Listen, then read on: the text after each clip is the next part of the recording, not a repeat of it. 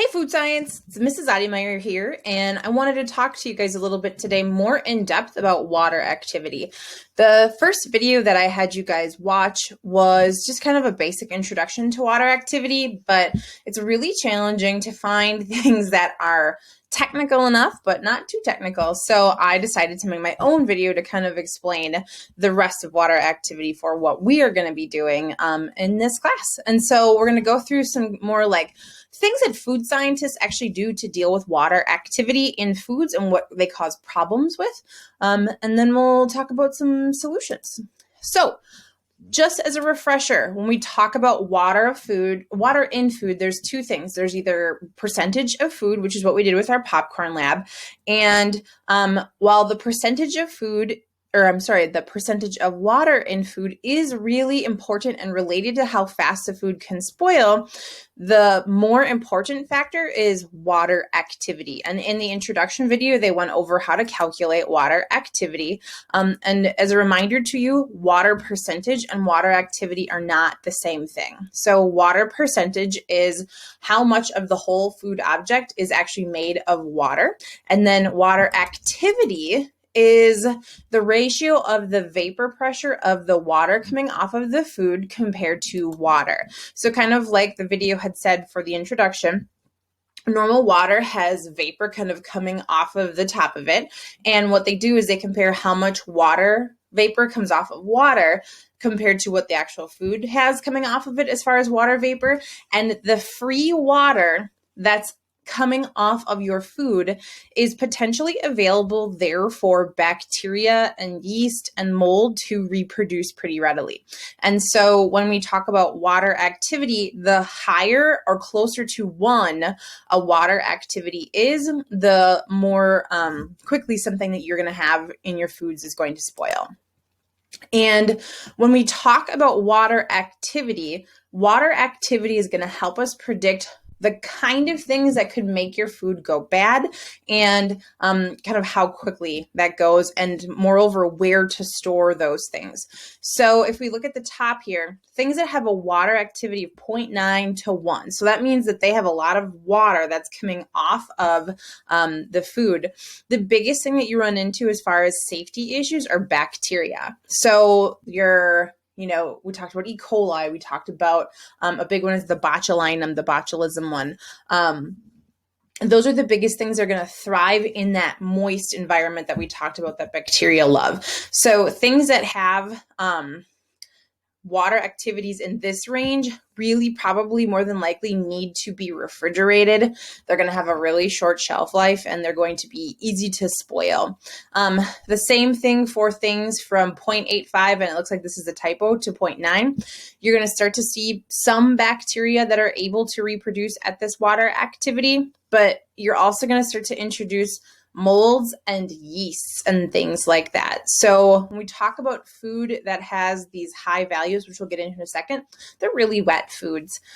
Things that have a little bit lower moisture appearance to them, like whipped butter, margarine, condensed milk, that kind of stuff, you're going to run into molds and yeasts as well. Once you get below a 0.85 for your water activity, you typically don't see bacteria really causing problems anymore. What you get into are things like yeasts and molds. And those are things that are basically kind of in our air, whether it's like natural occurring yeast in the atmosphere or molds that kind of fly around. And then if they land on your food, then that can cause problems. So things from 0.8 to 0.85, those are yeast. Then there's these things called xerophilic molds. It's not really anything you're super concerned about, but they are basically like extreme molds that do really well in bad conditions that are even really dry, and they grow. And the same thing down here with these osmophilic yeasts. Sometimes you will run into foods that are into types of pathogens that could potentially, or maybe not pathogen is the right word, but things that are going to ruin your food, that like these extreme conditions. And basically, if you can get something that has a water activity underneath a 0.6, it's not going to be really running a risk of having bacteria grow on it or mold or yeast. So anything with a water activity of 0.6 or lower, that is pretty much going to be doing really well and be super shelf stable. The only thing that can make them go bad sometimes is their fats can go rancid, where air gets into the fats and they get kind of a funny taste to them. But those are things that are going to be good for like long-term storage and that kind of stuff. The other thing that's kind of interesting is a lot of stuff that's here can sit on a shelf if it's closed, because the companies produce it in a way that should kill all the bacteria, mold, and yeast that are in there. But what happens is once you open it up, you expose it to all the stuff in your environment, and then you need to put it in the fridge. So like if you get a bottle of ketchup can sit on the shelf for a really long time. But once you open the bottle of ketchup up, you need to put it in because it has conditions as far as its water activity goes that would be conducive for bacteria and mold and stuff to kind of grow on that. So just kind of an interesting thing that I found as I was doing research for this. Okay, so like I said, foods with high water activities are things that are going to probably go bad pretty fast. So highest moisture content and high water activities are things like fresh meats, fruits, vegetables, those kinds of things. Then we get into like the breads and that kind of stuff, which have a pretty high water activity. And if you think about it, breads can get moldy really quickly. And so they get stale and moldy and they just don't taste very good after a while. So they've got a pretty high water activity. Flour has a water activity of 0.7, and flours can actually get kind of moldy and that kind of stuff. So they do need to be taken care of. Pasta can sit in your pantry forever without going bad, has a water activity of 0.45. So it's under that 0.6 value that I was talking about. And things like potato chips are even way, way more reduced in their water activity and have like a 0.1. So when you think about them too, the texture kind of plays into that a little bit. So things that have a higher water activity are going to be kind of wetter or chewier. And then as you go lower in your water activity, they're going to get kind of crunchier and that kind of stuff. Okay. So like I said, foods that have a water activity that's a 0.85 or higher, you are probably likely going to have to refrigerate that food for long-term storage, or you're going to have to use another type of barrier. And that barrier would be something like acid. So what they would do is they would add a lot of acid to that food to make sure that the bacteria can't grow as well. So the big thing is that we want to prevent those bacteria that produce the toxins. Those extreme molds, I want to kind of go back to these guys here. These molds and yeasts that are down way here with the very low water activity foods, those are things that are going to spoil your food, but they're probably not going to get you sick. The bacteria, molds, and yeast that thrive in these more like moist conditions, those are the ones that are going to get you sick, and you probably are not going to want to eat those. So if you have some kind of mold that's probably growing on like, a piece of bread, probably not going to want to eat that kind of stuff. Like that's not going to be good because it can potentially release toxins that aren't very good for you. But down here, these guys will ruin the flavor and taste of your food, but you probably won't get super sick from them. I'm not encouraging you to go eat like mold and yeast, but just a second. Just like some stuff to kind of keep in mind. So when you are a food scientist, what they are looking to do is always control that water activity so that they can control things like how long the product has to sit on the shelf and all those kinds of things. If you are a food scientist and you are trying to bring the water activity down, things that you can do are you can dry the food. So if you think about like making pasta, fresh pasta has a very short shelf life. You got to cook it pretty much right away after you make it, or you have to freeze it. If you want to have pasta that lasts a long time, you need to dry it out, and then it reduces the water activity and takes that moisture out. Interestingly, you can also add sugar to foods. And this is what they do a lot with fruits because they can make jellies out of them. And what happens is when you add sugar, all of the water that's kind of free and moving in a food that has a high water activity, if you add sugar, the sugar binds to that free water, and then the water isn't available for bacteria to use. So you see jams and jellies having a much lower water activity than they would if it was a fresh fruit. So like strawberries have a very high water activity. Strawberry jam's got an activity of probably 0.85, so it's much safer. They can and do definitely get moldy though, so you have to be careful about that. And you got to refrigerate it after you open it. And salt is the same thing. A lot of times what they would do is they would add salt to meat to extend the lifetime. And even now, things like beef jerky, ham, and that kind of stuff have a higher salt content, and they can actually last longer than meats that don't have that salt on it. And it's all because the salt binds to the water, and then the water isn't available for the bacteria to grow. You can get molds with those things, but it helps quite a bit. When you make a food, there are lots of different challenges to consider, and they are how to store and transport products. So if you are moving something that has a high water activity and a short shelf life, you may need to provide refrigeration to sell it and refrigeration to transport it, which can up your costs quite a bit with foods. You also needed to predict best buy dates. So depending on how quickly your food is going to go through its decay process and breaking down of the materials that make it, if it has a higher water activity, it's probably going to be going bad quicker than something that has a lower water activity. And this, I think, is for me personally the most interesting part. It's water migration. So water migration happens when you have two foods of different water activities that sit next to each other, like they physically touch.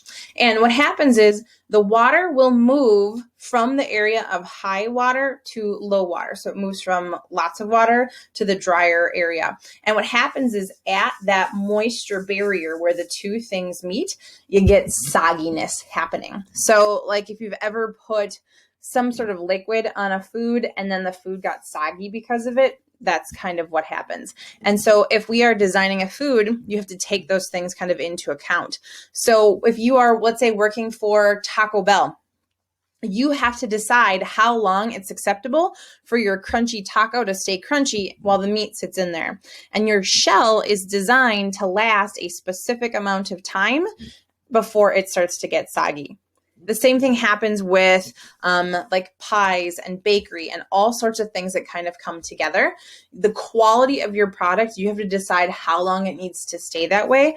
Even think about like pizza. If you go get a pizza, it's crust and then it's sauce and then it's cheese. Okay. So if I have crust, sauce, cheese, in theory, the crust is a little bit drier than the sauce. And if I let it sit too long, the sauce will make the crust soggy. So there's all sorts of considerations that happen in any kind of food that you purchase. Like I said, water migration is one of the biggest challenges. So if you are a food scientist and you are trying to deal with water migration, there's a couple things you can do. You can either speed up and eat the food right away, like I said, with like a taco from Taco Bell. We just determine as a food scientist how long you want to let that taco go before it can start to lose its crisp quality, and you're okay with that, okay? Or you wait to combine foods until right before you eat them. So an example of that would be like if you've ever had like little cheese snacks with the cheese that you dunk it on, or like the spreadable cheese, you don't put that cheese on until you're right about ready to eat it. You don't add it like ahead of time because otherwise the two water activities will make that food soggy.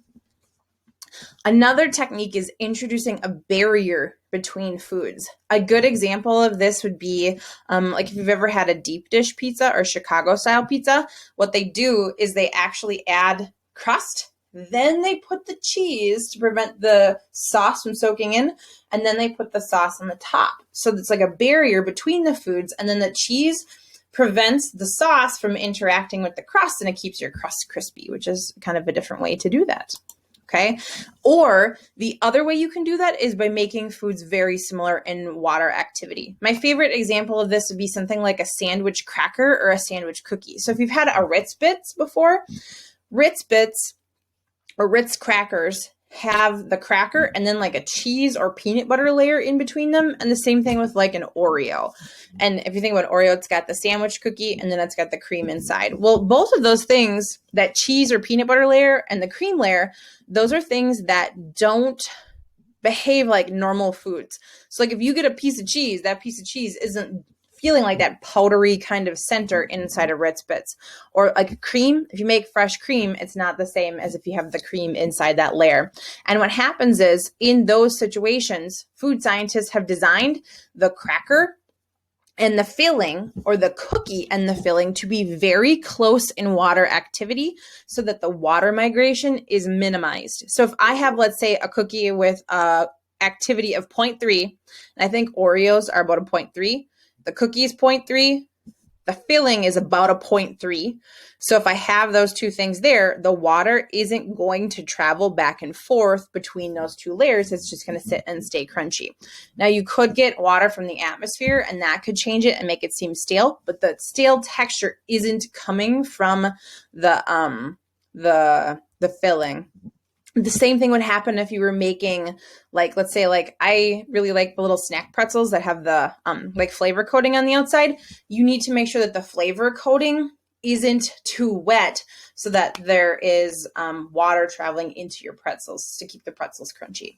So that is generally kind of how that works. You either have to design your food so that it's eaten right away and people know that it needs to be eaten right away, or you bring the two things together right at the end before you eat it. You introduce a barrier, or you make foods with similar water activities as their products. And you see this with like cereal too, like Lucky Charms marshmallows, you know, crunchy, weird little marshmallow, not like any other normal marshmallow, but they do that so that you don't have the cereal getting soggy while the marshmallows sit in there. Okay. So with that, I have an activity where I'm going to ask you to apply some ideas about water activity to some scenarios that food scientists run into. I think there's 5 questions. And if you have any questions, just let me know. Otherwise, good luck.